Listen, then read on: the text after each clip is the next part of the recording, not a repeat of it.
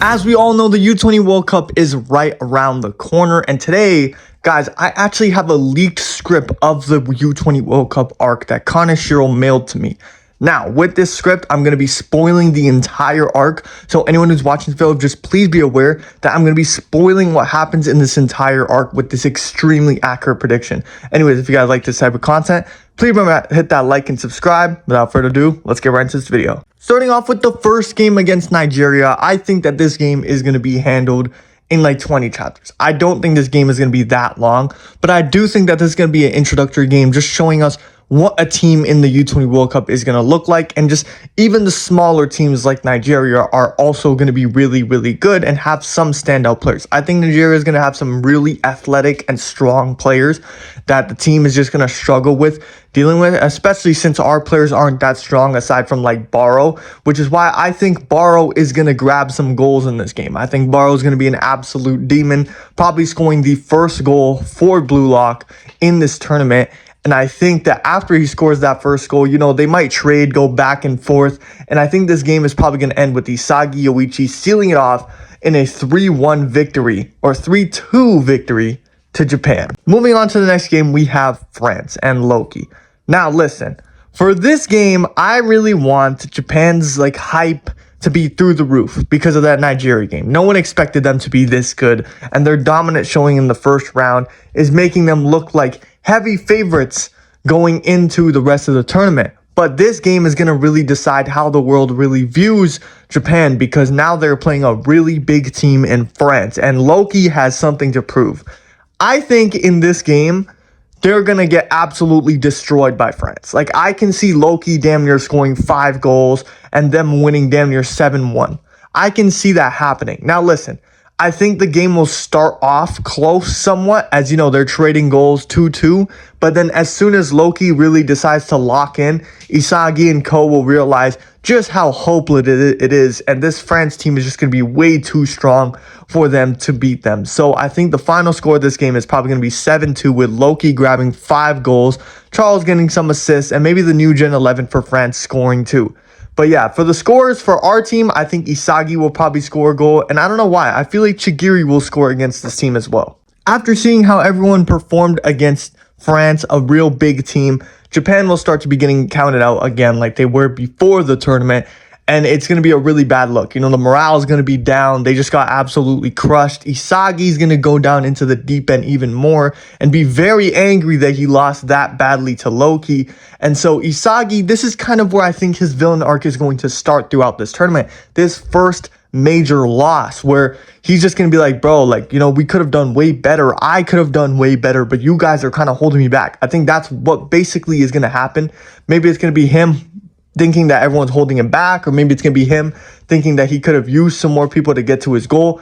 Who knows? But I think Isagi's decline starts after this game. And in the locker room for the next game, Isagi's coming out to put everything on the line against a match against another favorite team, England. So England versus Japan is going to be the last game of this group stage. And this game, guys, I expect it to be one of the best games in the entire manga. Like, plain and simple, I think England is going to have a lot of great players. They might have a Jude Bellingham type player. They might have a Phil Foden type player. They're going to have a lot of great players under their belt. Cole Palmer, everyone. So the thing is, this game is going to go back and forth. I can see a 6-5 victory for Japan in this game. And the reason why I say that is because Kaneshiro always pulls out all the stops for the most climactic games. And after that loss against France, everything's on the line. If they lose to England here, they're out the group. They're out in the first stage. But if they beat England, it's going to be historic for the history of Japanese football and just the future of Japanese football. Them advancing it even into the round of 32 or the round of 16 of the U20 World Cup will be historic. But yeah, for this game, I can see Isagi scoring 2 goals. I can see Bachara scoring a goal. I can see Rin scoring a couple goals. And I can even say Barrow scoring a goal, or maybe even Shido. See, there's a lot of strikers on this team, so it's very hard for me to tell who's going to score when. But I think the main scorers for this team in this game are going to be Rin, Isagi, and Baro, and Bachira. I think these are the 4 players that are going to score a goal in this game, this 6-5 victory. A lot of people are going to play their part, make some crucial defensive stops, some crucial steals, all this shit. It's going to be sick. The midfield battle between the Jude Bellingham type player and the other players on our team like Hiyori and stuff like that, it'll just be absolutely sick. And I think England is going to have a Jude Bellingham type player or Foden type player. Their prodigy new Gen 11 player is basically going to score a hat-trick in this game. He's going to score a hat-trick against our team, and there's going to be some 2 other players that are also really good who scored 1 goal as well. I think that's how this game is going to go. It's going to be climactic. It's going to come down to the last kick of the ball, and that's, I think, where Isagi is going to use his newfound ideology of his decline. He's going to use that ideology, him using himself as a complete tool, but also using everyone else as complete tools and pushing them to the limit. And we don't notice it yet, but Isagi is going to be pushing Chigiri to the limit in this game where Chigiri hasn't gotten injured yet, but it's clear that Chigiri wants to play on with the injury and he's hiding it because of Isagi pushing Chigiri to do it. Now listen, I do not think that this is where Chigiri gets injured and this is where his career stops. No, this is not where that's going to happen. It's just where Chigiri is going to make a probably very crucial stop, and Isagi's going to be the guy that told him to do that or something. Like, he's going to be the one that pushed him harder and harder to go and make that stop perfectly as he planned and then get the final goal and win the game. I think that's exactly what's going to happen to win this game. After this game, I can see Chigiri having a very, very thoughtful arc throughout the tournament where he knows that he's not 100% fit to play, but he wants to play still. It's his selfish ego telling him, yo, I really want to play. And nobody, it seems like nobody knows that he's injured. He knows that, okay, I still look fine. Nobody's really going to notice that I'm injured. And then that's when it's announced that we play second in the group and we're going to be playing against Brazil, one of the other favorites in the round of 16. I think this game is also going to be absolutely crazy. And to be fair, I think there's going to be a lot of sacrifices in this game.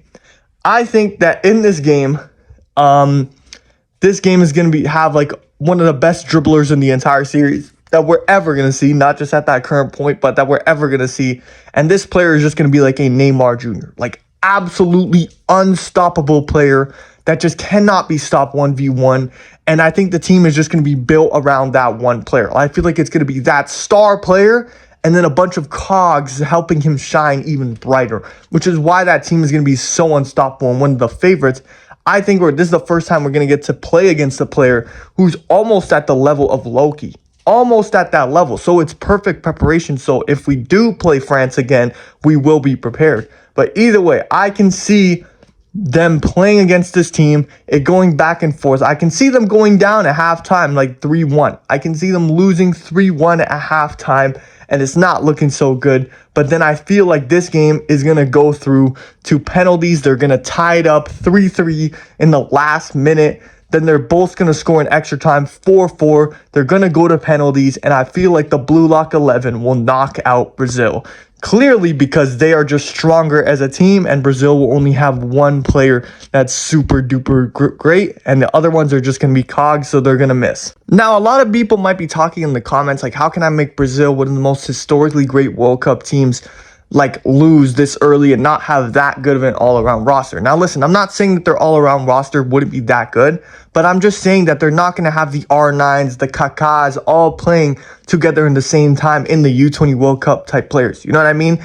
I don't think they will have a super duper stacked team like that. Otherwise, I think that Kaneshiro making us play a team that good and beating them will kind of be a little plot armor, little unrealistic. I feel like a little bit more realistic would be a formula of the 2014 World Cup team from Brazil. You know, you have Neymar and you have all the cogs behind him helping him shine. And then when Neymar went down that game, we've seen what happened. So basically, I feel like that's the Brazil we're going to be playing, and they're just going to be super unstoppable because that guy who's a Neymar type player is just going to be probably the best left winger in the entire series that we see. Anyways, moving on. After this game, it's going to become more prevalent that Chigiri's injury is really affecting him, and he's going to still want to keep playing on. Now, Ego is going to notice this, but he's going to ask Chigiri the question, are you willing to put your career at risk for this? And Chigiri is going to be like, okay, you know what? I don't care. I'm going to be playing in this. I don't care. And it's revealed that in the next match, we are playing against Kaiser's Germany in the quarterfinals, guys. This will be the most hypest game in the entire series, bro.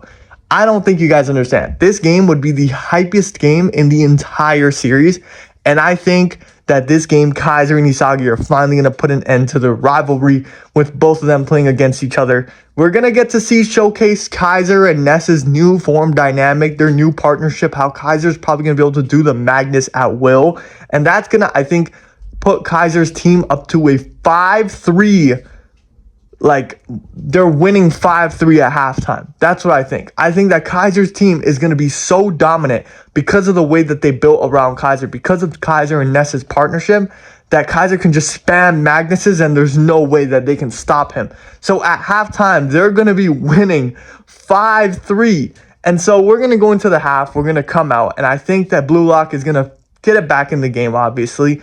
Tie it up at 5-5, and it's going to be drawn at the 90th minute with numerous chances going left and right, the keeper blocking, the goal line clearances. It's going to be sick. We go into extra time. The first half of extra time, Kaiser ends up scoring, then Isagi ends up scoring, then Kaiser scores again, then Isagi scores again, and the game is 7-7. Now, a lot of people are probably going to be like, okay, Extendo, why are you adding all these goals? Like, what's going on? Like, this isn't realistic. There's not this many goals going to be in a professional defensive game. Guys, listen, it's Blue Lock. Like, literally, it's Blue Lock. I can expect a lot of these games to be shootouts. And since we already seen the Japanese national team, the U20s, the game was what? It ended 5-4. So you guys think that since everyone's gotten better and we're going to be playing against better players, we won't be conceding more and scoring more goals? I definitely think that this game is going to be tied 7-7. And in the dying moments of the game, this is what's going to show the difference between Isagi and the new one and Kaiser, as Kaiser is going to trust Ness. And so since Kaiser trusts Ness, Isagi is basically going to be using Chigiri to get the win. And it's going to be revealed that the entire time Isagi knew that Chigiri was injured, and he's going to push him to his limits on purpose to stop Kaiser and Ness from linking up and winning the game, inherently getting Chigiri injured. Now, this would be absolutely sick, since I haven't spoken about, Itoshi Sai and the Burotsuda 3 yet, because I think Itoshi Sai, like, we already know, he's going to play good. I have no, clue that I think Itoshi Sai is going to play bad in this tournament. But I think Itoshi Sai is really going to shine in the next games coming up. And that's where I think the Burotsuda 3 is going to shine, in the next game coming up.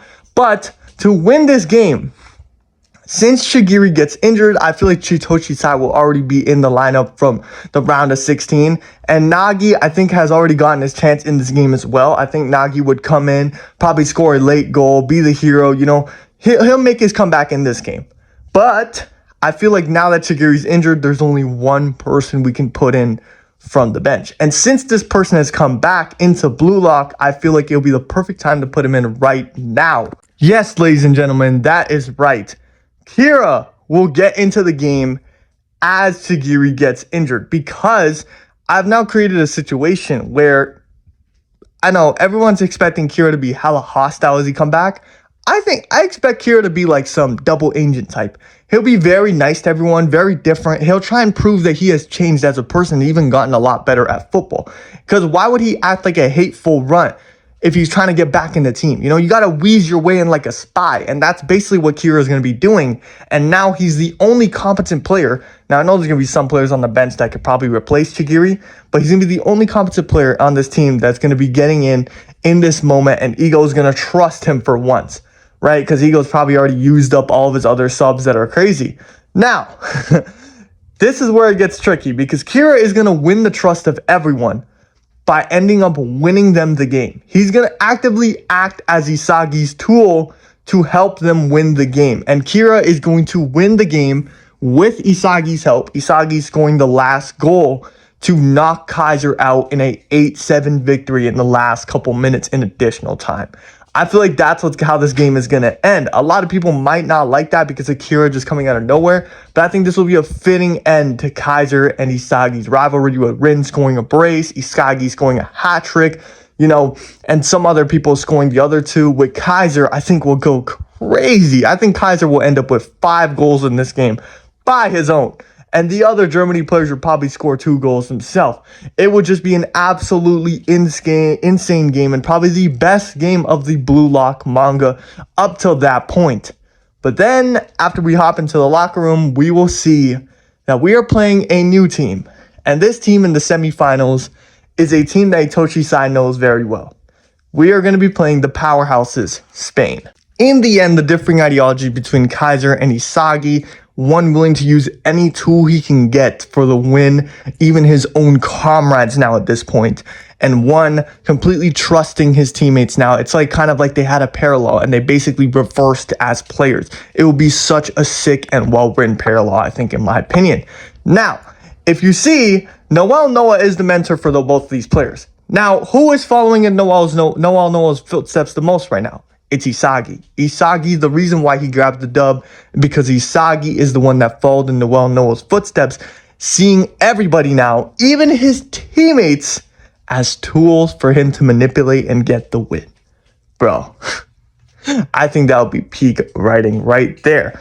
Next, we go into the final semifinal game against Spain. And now this is where I think a lot of reveals are going to happen. We're going to get to see Rin, Sai, Isagi, Bunny, and everyone shine in this game. We're going to get to see Sai's backstory with Bunny, what really happened. We're going to get to see Bunny's backstory and his side of things. We're going to get to see the recontextualization of Sai and Rin's interaction back in U20 and all the other in their past and everything. Sai and Rin making up and finally playing together at full strength. The reason why I haven't mentioned Sai and Rin that much up to this point is because I feel like Rin playing with Sai would low-key hinder him a little bit, like mentally. We know in Blue Lock that you have to be there mentally to be playing at 100%. And I feel like Rin will be a little rattled just playing with Sai on his team. So he won't be doing that much. Like, yeah, he'll grab a goal here and there, but he won't be playing like the Rin we know. And then he won't be able to achieve maximum balance. But in this game, Kaneshiro is going to pull out all the stops. I feel like we're going to see Bunny playing and playing and playing. It's going to be sick. We're going to see Nagi and Bunny's dynamic, the two very talented people. One guy had to try his hardest to gain his passion back for the sport. One guy had his passion but lost it. It's going to be a sick dynamic there. I feel like Isagi is going to show this game to Bunny how fun football could really be. I feel like that's what Bunny's arc is going to be, like gaining the passion for the sport again after just being way too good and isolated because he was the strongest. He was the best everywhere he went. So I feel like that will be sick. I feel like Itoshi Sai and Bunny's rivalry in the beginning will be sick. I feel like Itoshi Sai's backstory is going to be sick. Everything about this game is going to hit the fan. Like, this is going to hit Shogun Assassination levels of exposition and hype. It's going to be so fucking sick, guys. I think this game is going to be definitely the best game of the manga in terms of writing and everything. But I think this game ends 5-4. Now, the reason why I think it ends 5-4 is Isagi's major mistake.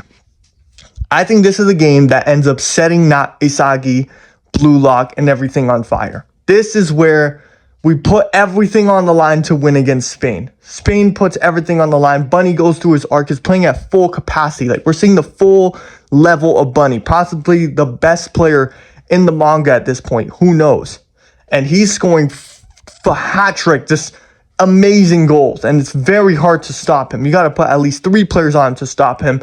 And so Isagi's also scoring a goal, Rin's scoring a goal, Sai's scoring a goal. It's going crazy. Everyone's getting their piece of the pie. But then right at the last moment, like I said, guys, Kira gained the trust of Blue Lock last game. So now Ego and everyone else would view him as like, okay, Kira's good. Like, he's fine. He's back, But that's not the case. Kira's whole play comes in now. As it's late in the game, it's time for him to come.